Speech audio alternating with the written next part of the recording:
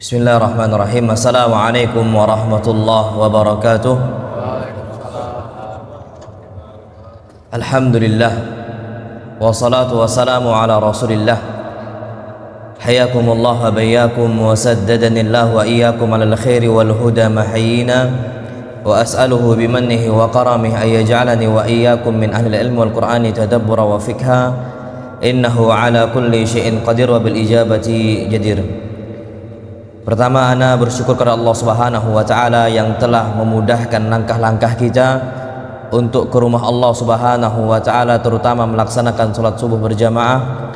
Kemudian yang kedua, ana berterima kasih kepada para panitia yang ada di DKM Masjid An-Nur yang telah Masya Allah memberikan kita kesempatan untuk saling menimba ilmu agama Allah Subhanahu wa taala. Mudah-mudahan pahala kita dicatat oleh Allah Subhanahu wa taala sampai kita jumpa catatan itu pada hari kiamat. Amin ya rabbal alamin. Ayyuhal ikhwatul kiram, di sini ana diberikan amanah untuk menyampaikan nasihat atau kajian. Insyaallah tema kita, engkau berharga di sisi Allah. Kenapa ana pilih tema ini? Karena di zaman kita sekarang itu zaman banyak sekali kondisi manusia tidak siap dengan cobaan dari Allah Subhanahu wa taala. Allah beri cobaan ekonomi, Allah beri cobaan tentang masalah tetangga, tentang masalah anak, tentang masalah istri pasangan suaminya. Masya Allah, banyak sekali masalah-masalah, dan masalah itu seakan-akan terus ngulang, ada lagi, selesai ada lagi, bahkan belum selesai muncul masalah baru, terus seperti itu terus. Masya Allah, bahkan luasnya bumi ini dikatakan daqat biyal ardu bima rahubat. Luasnya bumi yang Masya Allah dari ufuk timur sampai ufuk barat, dari utara sampai ke selatan, itu seakan-akan sempit bagi kita, saking banyaknya apa? Masalah.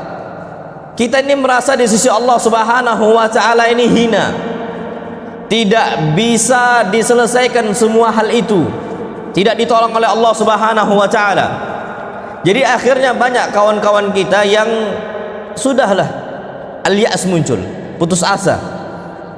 Jadi dia ini enggak berjuang, enggak ada optimisnya, karena dia rasa enggak akan dibantu oleh Allah Subhanahu wa taala. Ayyuhal ikhwatul kiram, kita perlu tahu bahwa kita ini berharga di sisi Allah dengan ketakwaan kita. Selama kita pegang takwa, kita kerjakan apa yang Allah perintahkan, kita tinggalkan apa yang Allah larang, ana yakin wallahil azim, kita berharga di sisi Allah. Allah akan bantu, Allah akan bantu. Dan antum tahu Masya Allah, musibah yang paling besar menimpa manusia para nabi. Semakin tinggi ketakwaan kita, semakin kuat agama kita, cobaan akan semakin berat. Bahkan Nabi kita Muhammad sallallahu alaihi wasallam bersabda, asyaddun nasi balaan al-anbiya. Orang yang paling keras cobaannya al-anbiya, para nabi. Lihatlah Nabi kita Muhammad SAW, bagaimana cobaan itu ada. Apakah Nabi putus asa? Kalla, enggak ada di kamus Nabi SAW yang namanya itu pikiran negatif, atau kita rasa itu putus asa. Tidak ada di kamus Nabi kita Muhammad SAW. Dari awal lahir Allah timpakan beliau ini musibah. Beliau lahir dalam kondisi apa? Yatim, nggak ada bapak, Masya Allah. Siapa yang merawat Nabi kita Muhammad SAW? Umminya, Masya Allah, Aminah. Dengan kasih sayangnya dirawat Nabi kita Muhammad SAW, dijaga Nabi kita Muhammad SAW. Apakah selesai cobaan itu? Kalla, enggak. Datang musibah berikutnya, umi beliau meninggal, Masya Allah, dirawatlah sama kakeknya. Apakah selesai sampai situ? Kalla, kakeknya juga diambil oleh Allah Subhanahu wa taala. Nabi SAW bertubi-tubi, akhirnya dirawat oleh pamannya Abu Talib. Kemudian datanglah Khadijah, yang mana dakwah Nabi kita Muhammad SAW tersebar luas. Sebabnya dua orang ini, Abu Talib dan juga Khadijah. Walaupun Abu Talib dalam kondisi meninggal kafir, tapi ada jasanya untuk Islam ketika itu, Masya Allah. Makanya diringankan azabnya Abu Talib oleh Allah Subhanahu wa Ta'ala, karena memang jasanya besar untuk Islam. Tapi ternyata di tahun yang sama Allah Subhanahu wa Ta'ala cabut juga nyawa Khadijah dan juga siapa? Abu Talib. Sedihlah Nabi kita SAW. Apakah Nabi putus asa? Mustahil, enggak. Betul, sedih ada, tapi enggak ada kamu sahabat yang namanya beliau putus asa, enggak ada sama sekali, abadan enggak ada. Sampai disebutkan oleh para ulama amul huzni, tahun kesedihan. Kenapa Nabi SAW tidak pernah kondisi putus asa?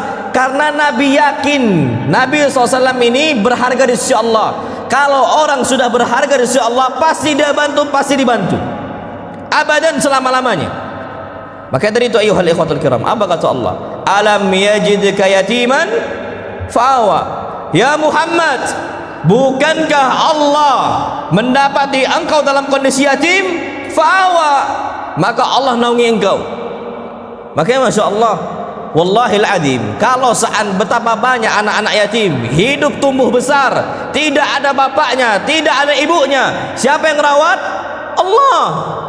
Allahu Azza wa Jal, Allah Subhanahu wa Ta'ala. Makanya kasih sayang Allah jauh lebih besar dibandingkan kasih sayang seorang ibu untuk anaknya. Allah kepada hambanya kasih sayang itu jauh lebih besar dibandingkan kasih sayang seorang ibu untuk anaknya. Ini hadis Nabi kita Muhammad SAW. Wallahu arham bi'ibadihi, Allah tu lebih sayang dengan hamba-hambanya min hadhihi biwaladiha, daripada ibu itu untuk anaknya. Kita ini enggak akan mencampakkan anak kita.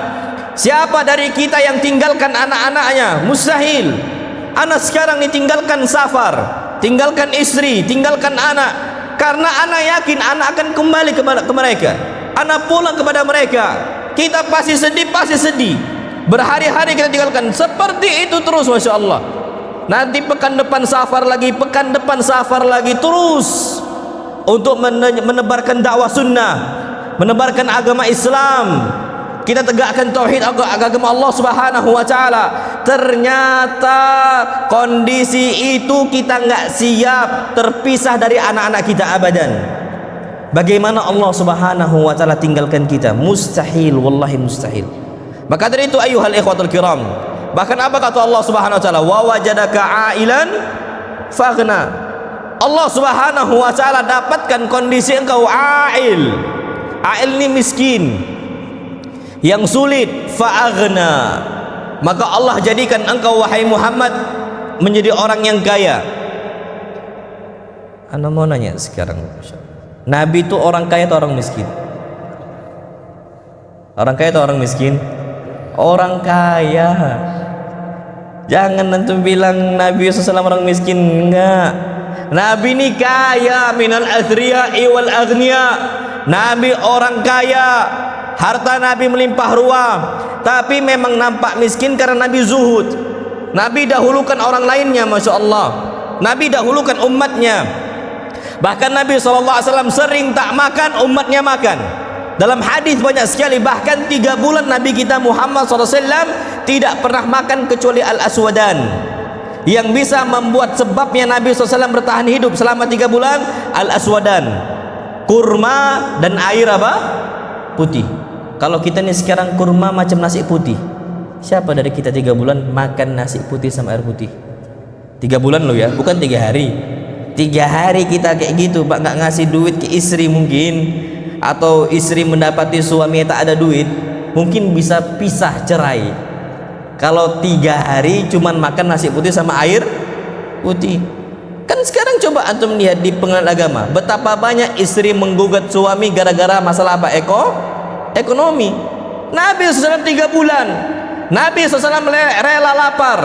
Apa sebabnya? Beliau keluarkan, gelontorkan hartanya memang untuk umat, untuk umat Islam, untuk umat Islam.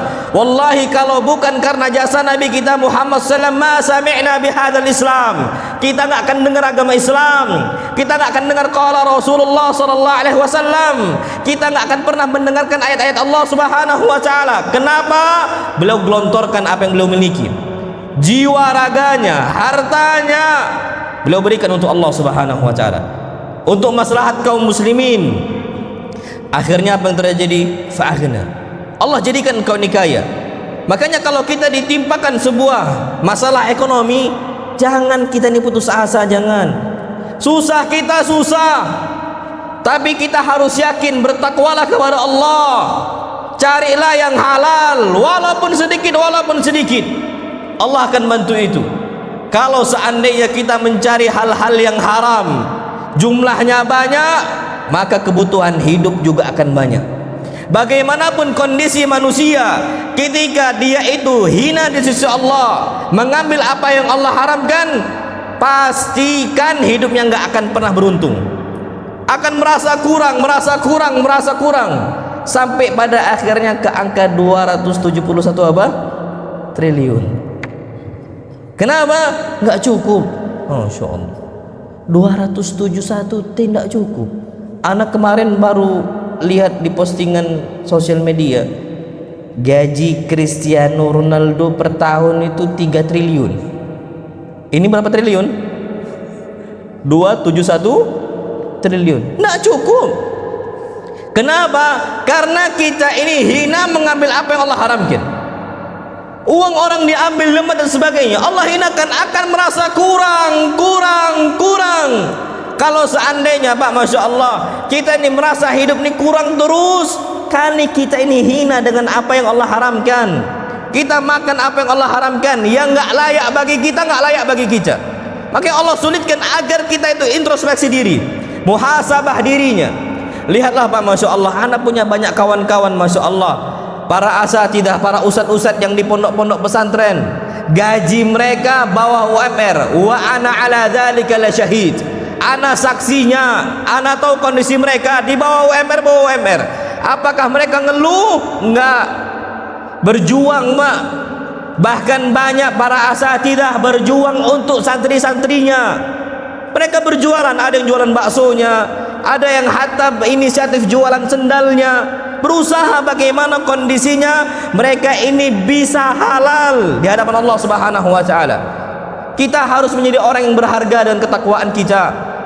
Maka dari itu ayuhal ikhwatul kiram, ada sebuah hadis disebutkan oleh para sahabat Nabi kita sallallahu alaihi wasallam, anna rajulan min ahlil badiyah. Ada seseorang dari Badui. Badui ini pelosok. Disebutkan namanya Zahir ibn Haram. Zahir ini orangnya adalah orang yang dari pelosok Badui, dan dia adalah seorang budak. Enggak memiliki harta yang banyak, enggak memiliki harta yang banyak. Tapi dia ini dicintai oleh Nabi kita Muhammad SAW. Lihat Pak, Masya Allah, ukhuwah Nabi, pertemanan Nabi kita Muhammad SAW bukan karena harta, wallahi bukan, karena agama. Nabi dekat dengan kawan-kawannya, Nabi dekat dengan sahabat-sahabatnya bukan karena fulus, bukan, tapi karena imannya mereka kepada Allah Subhanahu wa taala, karena kegigihan mereka di hadapan Allah Subhanahu wa taala. Dia dari pelosok, Zahir dari pelosok, orang Badui, budak dia. Kana yuhdi ila Nabi sallallahu alaihi wasallam al-hadiyah. Dan Zahir ini hobi ngasih hadiah untuk Nabi kita Muhammad. Budak ngasih apa? Hadiah. Apa yang dikasih Pak? Bukan barang yang berharga, bukan. Dan Nabi SAW mengatakan, lau uhditu ila qura' laqabiltu. Aku seandainya kalau dikasih hadiah berupa qura', antum tahu qura'? Qura' nih Pak, kaki kambing yang paling bawah. Antum tahu ketika Idul Adha, kaki kambing yang paling bawah itu diapakan? Dibuang atau dimakan? Dipotong, habis itu diapain? Dibuang kan?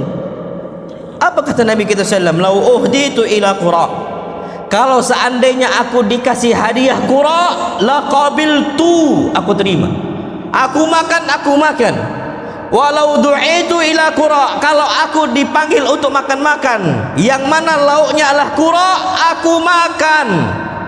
Lihatlah bagaimana suhbah, perkawanan shadiqah, jujur Pak, jujur, bukan karena harta, bukan karena jabatan, bukan karena relasi-relasi dunia, bukan, karena Allah Subhanahu wa taala.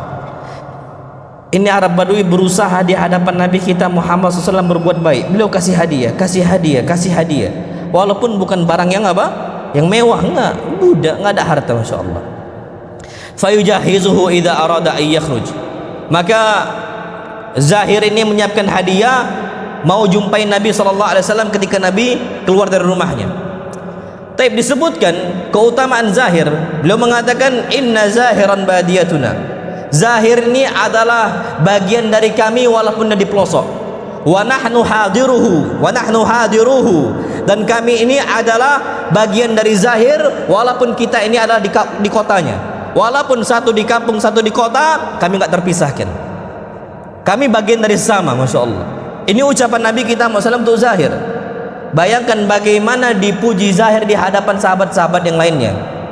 Fa'atahu Nabi SAW wa huwa yabi'u mata'ahu. Maka ketika itu Zahir berusaha untuk jualan. Masya Allah Pak ya, yang namanya kehormatan diri seorang muslim bukan pada minta-minta, la, berusaha. Kondisi orang nggak mandang kita, kondisi kita nggak memiliki harta, aib bagi kita untuk minta-minta. Aib. Kita punya Allah Ar-Razzaq, kita punya Allah Maha Pemberi rezeki. Apalagi Allah mengatakan wa ma min dabbatin fil ardi illa 'ala Allahi rizquha. Tidak ada satupun makhluk di atas muka bumi kecuali pasti Allah kasih rezeki. Kewajiban Allah, semuanya Allah. Kalau seandainya Allah ngasih rezeki untuk kita semua, jangan minta sama manusia. Ini Zahir berusaha, ya bi' mata'ahu. Kondisi dia memang sehari-hari jualan barang dagangan dia. Ternyata Nabi SAW jumpai, Nabi diam-diam fahtadanahu min khalfihi. Nabi peluk dari belakang. Dan Zahir nggak lihat Nabi SAW. Zahir berusaha lihat, Nabi menghindar. Zahir berusaha lihat, Nabi menghindar SAW. Faqala arsil liman hadha, lepaskan saya, lepaskan saya. Siapa ini? Nabi SAW bercanda. Faltafata ilaihi falamma arafa annahu SAW. Ketika Zahir tahu yang memeluknya adalah Nabi kita Muhammad SAW, Zahir malah mengerucutkan rusuknya, minta dipeluk lebih erat lagi oleh Nabi kita SAW. Kayak Pak antum, ana sering sampaikan ke ikhwah, cita-cita kita itu minimal gandengan tangan dengan Nabi, apalagi kalau dipeluk oleh Nabi kita Muhammad. Itu besar Pak. Kayak kalau baca hadis ini Pak, dipeluk oleh Nabi SAW, tahu Nabi Zahir itu tahu, dikerucutkan Pak, berharap apa? Dipeluk Nabi SAW lebih apa? Lebih erat sallallahu alaihi wasallam. Faqala Rasulullah man nashtari hadzal abd. Nabi bertanya, siapa yang mau beli budak ini? Budak. Man nashtari hadzal abd. Siapa yang mau beli budak ini? Faqala Zahir, ya Rasulullah tajidni kasida. Ya Rasulullah, engkau enggak akan bisa jual saya ini murah. Enggak akan ada yang mau beli saya ini apa? Murah. Tajidni kasida. Faqala lakinnaka indallahi ghalin. Wahai Zahir, tapi engkau di sisi Allah apa? Mahal. Walaysa bikasid, dan bukan murahan. Masya Allah. Nggak ada harta, nggak ada harta. Makanya kadang-kadang yang kita memiliki hartanya, Masya Allah, besar. Kadang-kadang kita ini perniagaannya, harta kita banyak melimpah ruah, aset kita di mana-mana. Kita kadang-kadang merendahkan orang, tapi ternyata yang kita rendahkan jauh lebih mulia di sisi siapa? Allah.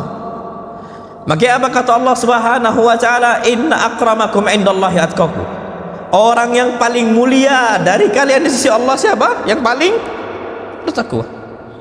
Wallahi lazim Pak, maka fokus kita itu kalau mau jadi berharga bukan di harta kita fokus. Dunia ini fana, hilang. Dunia itu mau cari hilang Pak. Makanya Nabi kita Muhammad sallallahu alaihi wasallam, antum lihat harta Nabi bukan untuk Nabi sallallahu, untuk umatnya. Bahkan Nabi katakan nahnu ma'syaral anbiya, kami ini para nabi la nuwarrithu dinar wala dirham. Kami enggak mewariskan dinar, kami enggak mewariskan dirham, enggak sama sekali. Kenapa? Karena memang dunia ini hina. Berharga kalau kita mau jadi berharga bukan dengan harta. Kalau di mata manusia, harganya manusia ada dalam hartanya. Naam sahih. Tapi matanya siapa? Manusia. Tapi pandangan Allah Subhanahu wa taala, seseorang ini mulia dengan ketakwaannya kepada Allah, dengan dia dekat dengan masjidnya, dia ingat dengan Allah, dekat dengan Allah Subhanahu wa taala. Kapan dipanggil oleh Allah dia tunduk. Ketika Allah panggil hayya 'ala shalah dia datang. Itu yang berharga di sisi Allah. Bukan orang-orang yang sibuk, nantilah zuhurnya. Alasan apa? Kerjaan belum selesai. Bukan itu yang mulia, Pak. Bukan. Mereka yang mulia adalah ketika dipanggil zuhur, mereka tutup laptopnya, mereka tutup komputernya, mereka berangkat ke masjid, ingat Allah Subhanahu wa taala. Ketika subuhnya, dengan kondisi dia dipanggil oleh Allah Subhanahu wa taala, dia singkap selimutnya, dia buang selimutnya, dia berangkat menuju masjid Allah Subhanahu wa taala, fa huwa innallahi ghalin. Maka merekalah adalah orang yang mulia di sisi Allah Subhanahu wa taala. Maka dari itu ayuhal ikhwatul kiram, dunia ini enggak akan abadi. Kita punya harta sebanyak-banyaknya, pada suatu saat ada masanya harta itu akan hilang. Bahkan Nabi kita Muhammad sallallahu alaihi wasallam bersabda dalam sebuah hadis yang sahih, yazba'ul mayyit thalatha. Ada 3 hal yang mengikuti mayit. Dia akan diikuti oleh keluarganya, hartanya, dan amalnya. Tapi yang tersisa cuma apa? Amal. Yang menemani hanya sholatnya, yang menemani hanya sedekahnya, yang menemani hanya puasanya. Tapi pertanyaannya, bagaimana kalau kondisi ternyata sholatnya sedikit, sedekahnya nggak banyak, puasanya nggak sering? Apakah kita berharga di sisi Allah Subhanahu wa taala, ataukah kita hina di sisi Allah Subhanahu wa taala? Maka tadi itu ayyuhal ikhwatul kiram, ingatlah kata para ulama, bagaimana kondisi kita itu berharga di sisi Allah Subhanahu wa taala. Patokannya adalah fokus dengan akhirat. Beliau katakan, Pak, Masya Allah, antum nggak usah risau. Ana punya banyak kawan-kawan, Masya Allah, ustadz-ustadz yang mereka berjuang menebarkan agama Islam di santri-santrinya mereka, di pondok pesantrennya. Di saat yang sama, Pak, di masa pandemi, orang-orang yang faham tentang dunianya itu mereka risau, Pak, Masya Allah. Wallahi mereka risau. Orang yang paham ekonominya mereka risau, orang yang jualannya mereka risau, yang punya banyak tokonya mereka risau semuanya. Anak Pak di Prabu Mulih banyak ikhwah-ikhwah cerita, Ustaz kami gimana Ustaz, tapi anak nggak pernah mendengar kondisi Ustaz ngeluh gimana kondisi anak. Padahal kami nih, Pak, wallahil adzim, anak dulu dari kecil anak pondok pesantren, dari SMP anak pondok pesantren sampai ke SMA tamat pondok pesantren, habis itu kuliah agama lagi. Anak tidak pernah belajar ekonomi, anak tidak pernah belajar elektrik, anak tidak pernah tahu tentang dunia, tidak pernah tahu. Tapi Pak, Masya Allah, kami bersama kawan-kawan ini nggak pernah tahu dunia, nggak pernah ngeluh tentang dunia, nggak pernah ngeluh, Pak. Kenapa? Anak yakin, seyakin-yakinnya selama kita berada dalam agama Islam, di atas agama Allah Subhanahu wa taala, ketakwaan di atas agama Allah Subhanahu wa taala, pasti Allah tolong sesulit apapun kondisi kita. Makanya Masya Allah, ada salah seorang ulama salaf zaman dahulu, masyarakatnya ngadu, ya imam, ghalatil as'ar, wahai imam, ini harta-harta ini mahal sekarang harganya, barang dagangan Masya Allah tinggi melambung nilainya.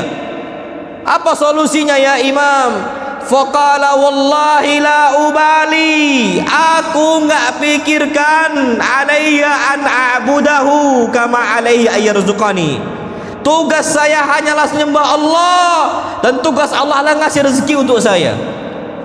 Tugas kita nyembah Allah Subhanahu wa taala. Lihatlah para nabi kita Muhammad sallallahu alaihi wasallam, nabi kita Muhammad sallallahu alaihi wasallam sama para sahabatnya, bagaimana ekonominya mereka diboikot. Susah hidupnya. Siapa yang memberikan mereka ini wasilah rezeki untuk mereka? Abu Talib.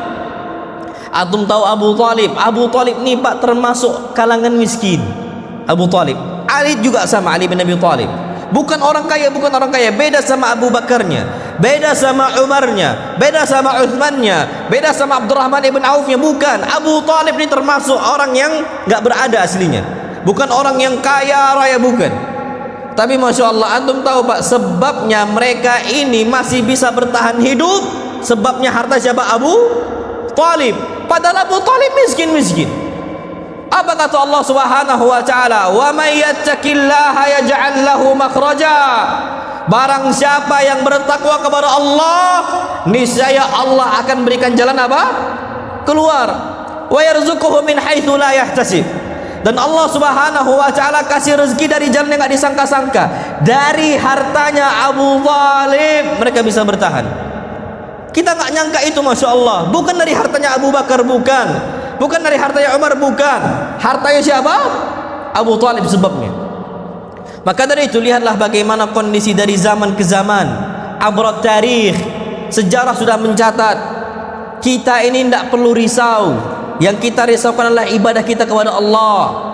Makanya Pak, jangan kita ini terlalu bersedih ketika ditimpakan musibah duniawi, bukan. Kesedihan kita ketika ditimpa tentang musibah agama.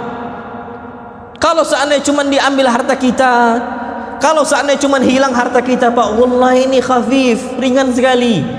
Tapi kalau lepas solat kita, itu yang berat Pak. Maka apa kata Nabi kita Muhammad sallallahu alaihi wasallam? Allahumma la taj'al musibatana fi dinina.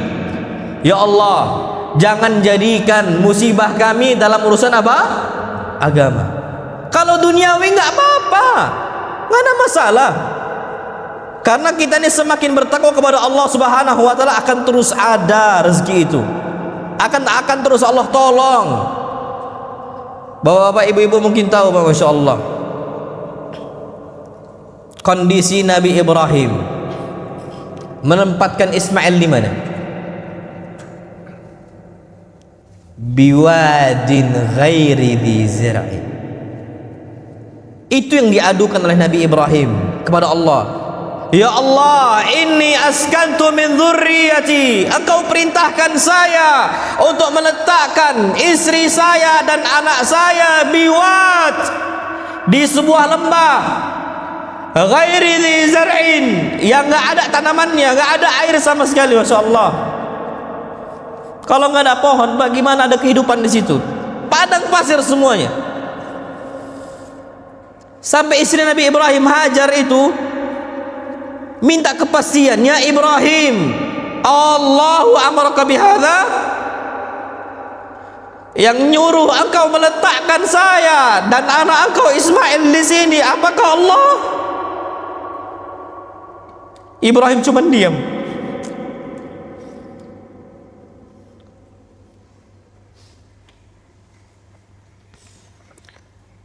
Siapa dari kita yang berani meletakkan anaknya di tempat yang enggak dia kenal? Sampai di situ ada manusianya, sampai di situ ada kehidupan hewannya, sampai di situ ada tanaman-tanamannya.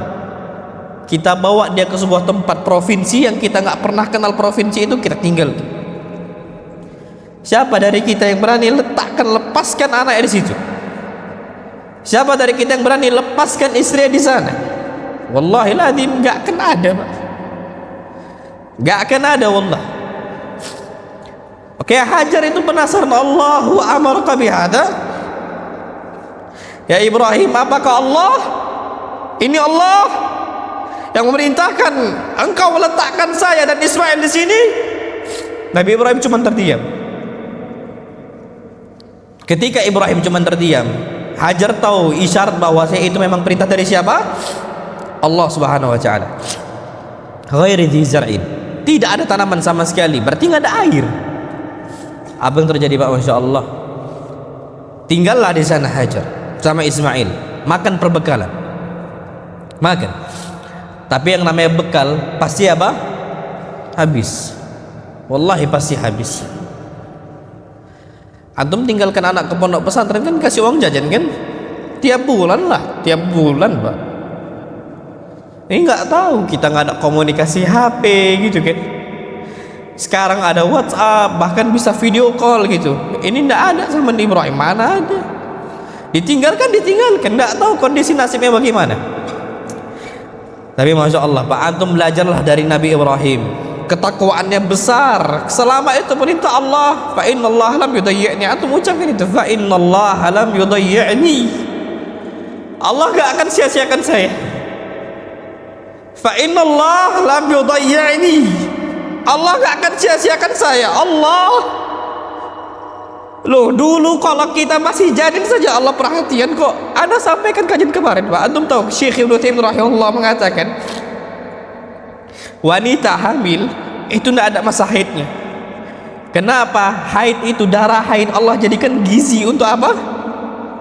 Janin.